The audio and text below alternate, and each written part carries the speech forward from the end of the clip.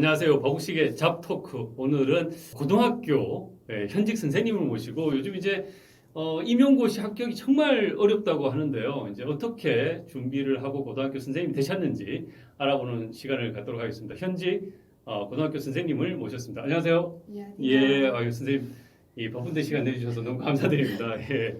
먼저 우리 선생님 자기 소개 좀 부탁드리겠습니다.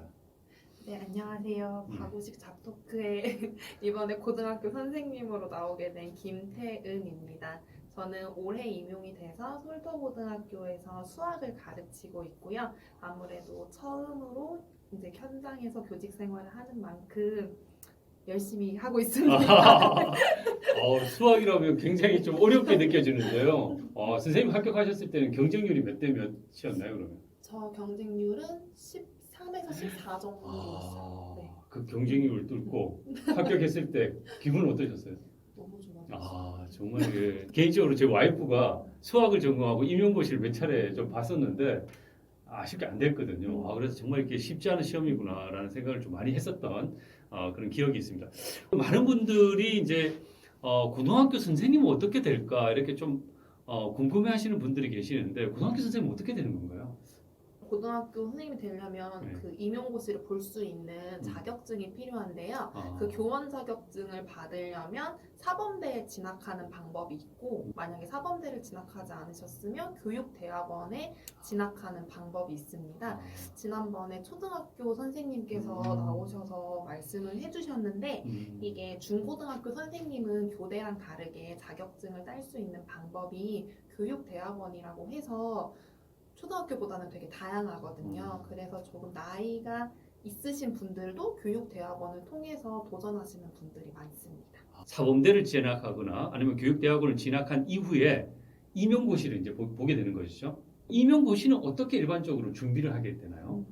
우선은 중등 임용고시가 이제는 바뀌어서 먼저 예전에는 1차, 2차, 3차까지 시험이 있었는데요. 현재는 2차까지 시험이 있습니다. 그리고 객관식 시험에서 이제는 전체 서술형 시험으로 다 바뀌었거든요. 그래서 하루 동안 1차 시험을 보는데 일단 총 3교시로 이루어져 있거든요. 그래서 1교시에 교육학을 논술 문제를 하나 풀고 그 다음에 2교시와 3교시는 전공을 푸는데 전공 시험 본 다음에 이제 또 합격을 하면은 거기서 1.5배수만 추리거든요. 그래서 그 1.5배수 선생님들이 다시 2차 수업 실현이랑 면접을 본 후에 최종 합격을 하면 선생님이 됩니다.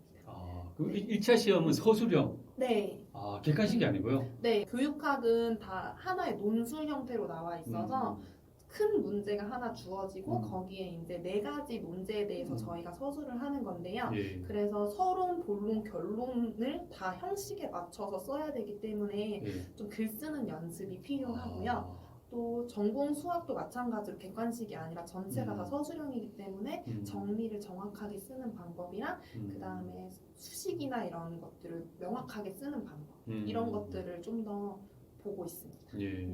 선생님은 사범대 출신인가요? 아니면 교육대학원 출신이신가요? 저는 사범대 나와서 사범대. 네. 그럼 사범대 졸업하시고 교원 자격증 취득하시고 네. 그럼 보통 이제 수험 준비를 언제부터 하시는 건가요? 사범대 분들은?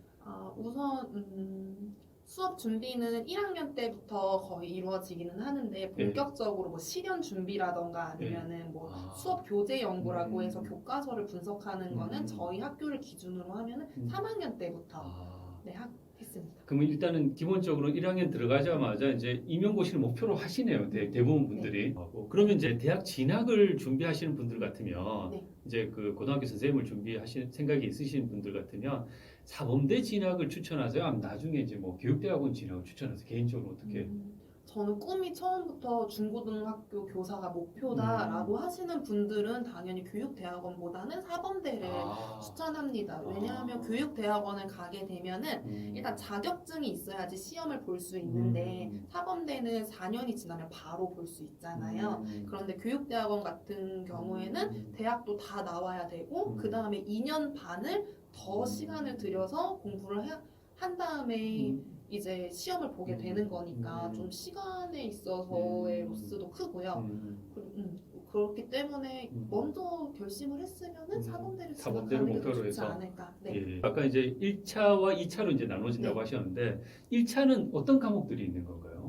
1차에는 먼저 크게 전공이랑 교육학으로 나눠지거든요. 아, 전공하고 네. 교육학. 교육학은 교육학개론, 그다음에 뭐 상담 심리이론, 교육 행정부터 해가지고 크게 11과목으로 나뉘어요. 아, 교육학이. 네, 교육학만 11에서 한 12과목 정도로 이렇게 세분하게 나눠지는데 아무래도 예. 양이 무척 방대하잖아요. 예. 근데 논술형 시험으로 바뀌면서 그 많은 내용 중에서 4문제 나오거든요. 아, 그 11과목 중에서 네. 4문제가 네, 나온다고요? 그렇게 하나의 논제에 새끼 문제 하나, 둘, 셋, 넷 이렇게 나오기 음. 때문에 양에 비해서 문제가 되게 조금 나와요.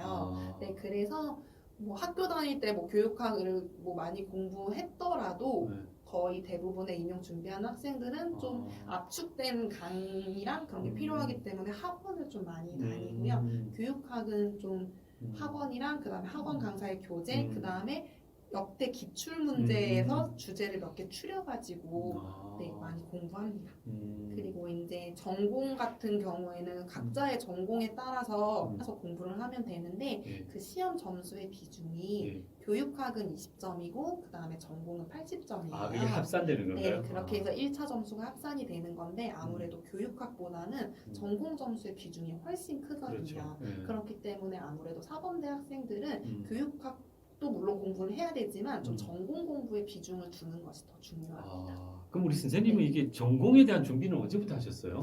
임용 기출을 막 찾아보면서 막 하나하나씩 준비했던 거는 저는 조금 늦게 해가지고 저는 4학년 때부터 했거든요. 4학년 때. 근데 요즘은 경쟁률이 좀 높고 좀 임용이 점점 힘들어지는 네. 추세여서 저 후배들을 보면은 대부분 2학년 때부터 2학년 많이 때. 준비를 하더라고요. 아, 그럼 이렇게 전공이나 교육학 나눠서 어떻게 준비를 하는 게 일반적인가요?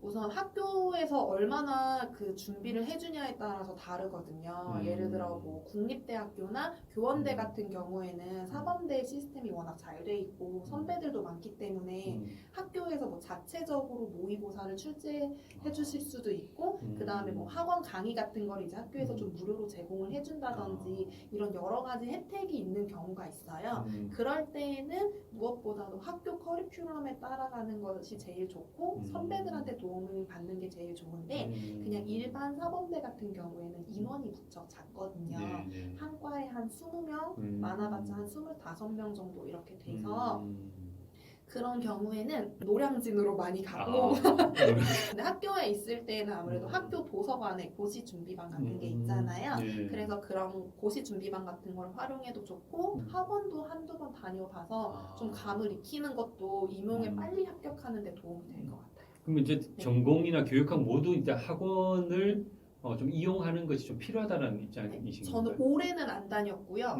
이게 월마다의 커리큘럼이 있거든요. 예. 뭐 1월부터 6월까지는 그냥 기본적으로 개념을 정리하는 그 정도인데 저는 학교에서 그런 거는 다 수업을 듣고 꼼꼼하게 배웠으니까 저는 그거는 듣지 않았고요. 하반기에 가면은 뭐 문제풀이 강의라든지 아니면 매주마다 모의고사를 내주거든요. 예. 그렇게 해서 좀 시험에 대한 감을 익히는 측면에서 저는 후반기만 다녔어요. 저는 교육학 같은 경우에는 저는 인강으로만 들었고요. 아, 교육학은? 네, 아무래도 이게 과목이 많다 보니까 모든 거를 다 학원에서 듣기에는 시간도 많이 부족하고 또 무엇보다 자기 공부할 시간이 없더라고요. 나머지는 주로 스터디 꾸려서 많이 공부했어요. 아, 같은 준비하시는 분들하고? 네, 선배들, 후배들 아니면 자기 동기들이랑 대부분 스터디를 많이 꾸리거든요. 그래서 스터디에서 기본적인 개념이나 어떤 진도 체크라든지 이런 거를 같이 하되 부족한 부분은 좀 다니시면 좋을 것 같아요. 그럼 스터디는 어떤 식으로 운영하는 것이 가장 효과적일까요? 우선 저는 사범대를 나왔으니까 대부분 임용 준비하는 친구들이 많았거든요. 네. 아는 애들이랑 스터디를 주로 했기 때문에 뭐 교육학 스터디는 어떨지 모르겠지만 저는 스터디를 꾸릴 때 웬만하면 그냥 같은 전공인 친구들이랑 했고요. 네. 근데 이제 좀 아는 애들이니까 네. 서로 잘하고 부족한 걸 알잖아요. 네. 그래서 잘하는 과목을 하나씩 맡아가지고 원하는 만큼의 뭐 문제를 풀어오면 질문했을 때 답변하고 이런 식으로 많이 이용을 했고요. 네. 제 과목 같은 경우에는 답을 잘 모르는 문제나 모두가 모르는 문제 이런 것들이 많아가지고 스터디하는 게 무척 도움이 많이 됐어요. 좀 너무 맹신하기보다는 무엇보다도 스터디는 진도를 체크하는데 중점을 둬서 뿌리는 게 제일 좋을 것 같아요. 그리고 이제 2차는 지금 어떻게 이루어지는 건가요, 그러면? 2차는 우선 이틀 동안 진행이 되는데요. 먼저 경기도 같은 경우에는 4가지를 봤어요. 경기도가 유독 많이 본 거기는 해요. 대부분의 지역은 수업 실현이랑 면접만 보는데 예. 경기도는 첫째 날은 면접이랑 집단 토의를 주로 봤고요. 네. 그다음 둘째 날은 수업 실현이랑 수업이 끝난 다음에 자기 수업을 어떻게 했는지 되돌아보는 수업 나눔도 평가를 했거든요. 네, 그렇게 4가지 요소로 평가를 했습니다. 예. 그러면 수업 실현이라는 것은 어떻게 준비를 해야 되나요? 네, 현장에서 수업은 45분이나 50분 수업을 하는데 수업 실현 같은 경우에는 15분 만에 수업을 끝내야 되거든요. 예. 그런데 그 15분 동안 학습 목표가 명확하게 드러나야 되고 그 다음에 가르치려는 개념이 분명해야 되고 그 다음에 요즘은 학생 중심 수업으로 많이 바뀌고 있는 추세여서 네. 발문이랑 그 다음에 아이들의 활동이 명확하게 드러나야 돼요. 근데 그게 15분 만에 수업으로 하기에는 너무 짧기 때문에 그렇죠. 연습을 꼭 하셔야 되고요. 저는 중간중간 하기도 했는데 일단 1차 끝나고 한 달 반 정도의 시간이 있을 때 매일매일 연습했어요. 스터디를 한 3명에서 4명 정도로 꾸려서 수업을 앞에서 하고 그 다음에 이제 피드백 받고 그 다음에 저 그 영상을 촬영해가지고 내 모습이 어땠는지도 보고 하면서 말투나 이런 것들을 많이 바꿨던 것 같아요. 예. 면접도 그런 과정을 통해서 준비를 하시는 건가요? 네. 일단 이 면접을 준비하기 위해서는 요즘 교육 정책이나 교육의 흐름이 어떻게 되는지를 먼저 파악을 하는 게 중요한데 요즘은 학생 중심 수업이랑 개별화 수업, 그 다음에 개성을 많이 보기 때문에 그래서 제일 크게 바뀌는 주제를 먼저 봤어요. 고교학점제가 어떻게 이루어졌는지, 그 다음에 학교 폭력 상황에서 어떻게 대처할 것인지, 또 요즘 아이들의 큰 문제 있잖아요. 핸드폰 중독, 그 다음에 무기력한 학생들, 그 다음에 내가 만약에 담임이라면 학생 지도를 어떻게 할 것인지, 나만의 특색 있는 학급 활동은 어떤 것이 있는지. 제가 처음 면접 준비를 하려고 했을 때는 뭔가 좀 멋있는 정책을 잘 얘기하고 이런 것들을 중점적으로 봐야 된다고 생각했는데 제가 준비를 해보니까 그런 것보다는 현장에서 내가 진짜로 어떤 일을 겪게 될 것인지 그 일을 겪었을 때 어떻게 행동할 건지를 좀 생각해보는 게 좋더라고요. 그리고 시중에 면접 문제집들이 되게 많은데 거기에 있는 답변들은 되게 천편일률적이거든요. 근데 그런 식의 대답을 하면은 그냥 딱 기본 점수밖에 받지 못하는 것 같아요. 좀 면접은 확실히 생각을 많이 해보고 그 다음에 많이 준비된 사람들이 말하는 것도 다 다르고 좀 학원 책에는 없는 답변들이 많이 나오더라고요. 근데 면접관님들도 그런 거를 많이 보시고 채점에 많이 고려하시는 것 같았습니다. 선생님 마지막으로 정말 간절하게 선생님이 되고자 하는 분들을 위해서 후배분들을 위해서 한 말씀 좀 부탁드리겠습니다. 네. 제가 지금 올해 현장에서 근무해 보니까 너무 좋더라고요. 물론 일단 애들도 정말 예쁘고 그리고 제가 얻는 게 진짜 많아요. 처음에는 제가 다 가르쳐줘야 되고 지도해줘야 된다라고 생각을 했는데 막상 제가 현장에 나와 보니까 애들한테 더 배울 점이 많더라고요. 물론 공부하는 게 많이 힘들고 어렵겠지만 일단 현장에 오면은 편안하고 또 아이들도 너무 예쁘고 제가 가르칠 때 너무 보람차거든요. 그래서 안정적인 직업이기 때문에 선택하시는 분들도 많겠지만 이게 교사라는 직업이 사명감이 정말 필요하거든요. 그 아직 미성숙한 아이들을 대할 때 내가 어떻게 행동해야 되는지 뭐 이런 것들을 좀 깊게 생각해 보시면서 좀 교사에 대한 꿈을 더 크게 가지셨으면 좋겠습니다. 오늘 긴 시간 선생님 촬영해 주셔서 너무 감사합니다. 예, 고맙습니다. 감사합니다.